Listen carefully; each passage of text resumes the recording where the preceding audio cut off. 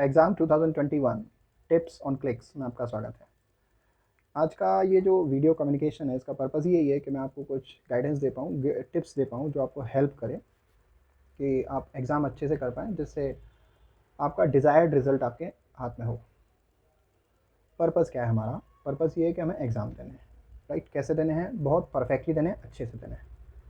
हमारे अच्छे मार्क्स आ जाएँ, हमारा रिज़ल्ट अच्छा हो जाए, ये हमारा पर्पज़ है। दूसरी बात, हमारा ये एग्ज़ाम कब होना है, ये हमें मालूम है। हमारा एग्ज़ाम होना है 2 तारीख, 3 तारीख और 5 तारीख को। जो भी शेड्यूल्ड डेट्स हैं और शेड्यूल्ड टाइम है जो यूनिवर्सिटी ने दिया है, उसके हिसाब से हमारा एग्ज़ाम होना है। क्लियर?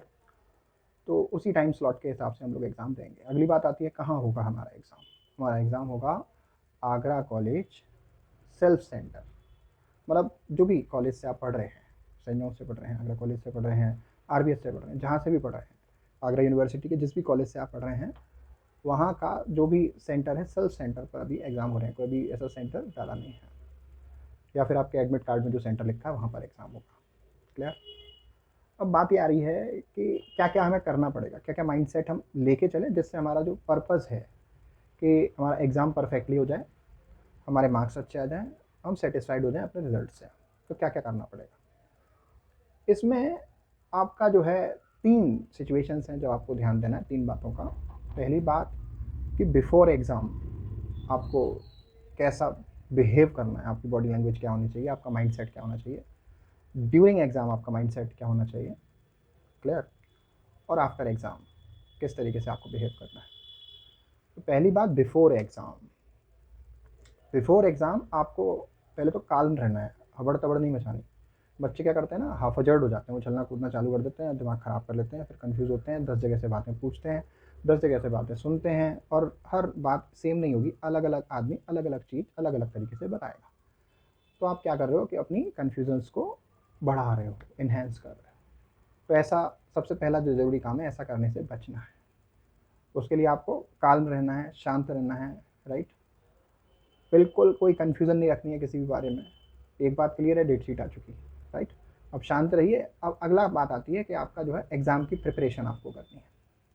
प्रिपरेशन का फॉर्मेट आपको मालूम होना चाहिए, राइट?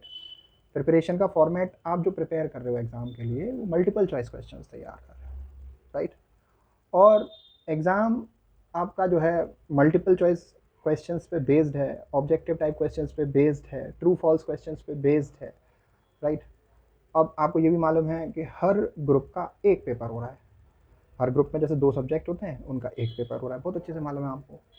तो कंबाइंड पेपर होगा। अब एक ग्रुप में 2 सब्जेक्ट हैं, तो उनका एक कंबाइंड पेपर हो गया 100 नंबर का, राइट? और 50 क्वेश्चन आपको करने होंगे, जिसमें हर क्वेश्चन 2 नंबर का होगा, 25 दूनी 50। अब हर जो 50 क्वेश्चन होंगे पेपर में, उसमें 25 क्वेश्चन ग्रुप के पहले सब्जेक्ट से रिलेटेड होंगे और 25 क्वेश्चन ग्रुप के दूसरे सब्जेक्ट से रिलेटेड होंगे। इस तरीके से आपका 50 क्वेश्चन आप अटेम्प्ट करेंगे और 100 नंबर का पेपर आप करके आएंगे। तो ये आपका पैटर्न है, राइट? तो अब बात आ रही है आप कहाँ से तैयारी करें। तैयारी करने के लिए आपके पास पब्लिकेशंस के क्वेश्चन बुक्स अवेलेबल हैं, जहाँ से आप प्रिपेयर कर सकते हैं, राइट? पब्लिकेशंस के क्वेश्चन बैंक्स लाइक कुमार का अवेलेबल है, संजय पब्लिकेशन का अवेलेबल है, साहित्य भवन का अवेलेबल है, राइट? एग्जाम स्कोरर, तो वहाँ से आप उसको प्रिपेयर कर सकते हैं। एक और ऑप्शन है, आप सब्जेक्ट का नाम और मल्टीपल चॉइस क्वेश्चंस लिखकर अगर गूगल पे आप ये टाइप कर देते हैं, तो बहुत सारी पीडीएफ खुल के आ जाएंगी, जिनमें thousands of multiple choice questions होंगे जो आपको हेल्प करेंगे प्रिपेयर करने में। तो ये भी एक तरीका है, आप इस तरीके से जा सकते हैं। क्लियर? अब बात ये आती है कि ये तो हमें मालूम पड़ गया कि कब पेपर है, कितने टाइम का है, 1.5 घंटे का है, कितने क्वेश्चन आएंगे, कहाँ से हम क्वेश्चंस लें, तैयारी करें। ये तो बात हो गई बिफोर एग्जाम की। अब बात आती है ड्यूरिंग द एग्जाम आपको क्या करना है। ड्यूरिंग द एग्जाम एक बात याद रखना, सबसे पहले उन क्वेश्चंस को अटेम्प्ट करना जो आपको बहुत अच्छे से आते हैं। फिर उसके बाद आराम से एनालिसिस करके, समझ रहे हो ना मेरी बात को, जैसे आप कंफर्म करना चाहो बचे हुए क्वेश्चंस को, फिर बिल्कुल श्योर होके आप अटेम्प्ट करना, ठीक है? ये बात आती है। एक बात, अगर 50 क्वेश्चन आपको करने हैं, 2 नंबर का हर क्वेश्चन है, तो 100 नंबर का पूरा पेपर आपको अटेम्प्ट करना है। ये नहीं इसमें दिमाग लगाना है कि आप जो है कम क्वेश्चन अटेम्प्ट करें और जिसकी वजह से आपका पेपर रह जाए। आप इसमें कोई नेगेटिव मार्किंग नहीं आने वाली है कि आपने किसी क्वेश्चन का गलत आंसर दे दिया तो आपके जो आंसर सिक्योर हो गए हैं मार्क्स, उसमें से कोई मार्क्स कटने वाले हैं, ऐसा नहीं होने वाला है। So be ready for that. You have to attempt all the given questions there in question paper. This has to be very sure from your end, right? अब बात क्या करनी है, आप अपने दिमाग का पूरा प्रयोग करें, आप अपना एनालिसिस करें और फिर उसके बाद पूरे सारे क्वेश्चंस करें during the exam, right? Question छोड़ने नहीं हैं, सारे अटेम्प्ट करने हैं जितने भी हैं। जल्दबाजी नहीं करनी है। बच्चे क्या करते हैं, पहले पेंसिल से आप उसको डॉट कर सकते हो जो आंसर आपको सिग्निफिकेंट लग रहा है, राइट? फिर उसके बाद में सर्किल डार्क करिए। कोई भी डाउट है, मतलब डार्क करने की जल्दी नहीं करनी है, पूरा 1.5 घंटे का टाइम, पूरे 90 मिनट्स आपको यूज़ करने हैं।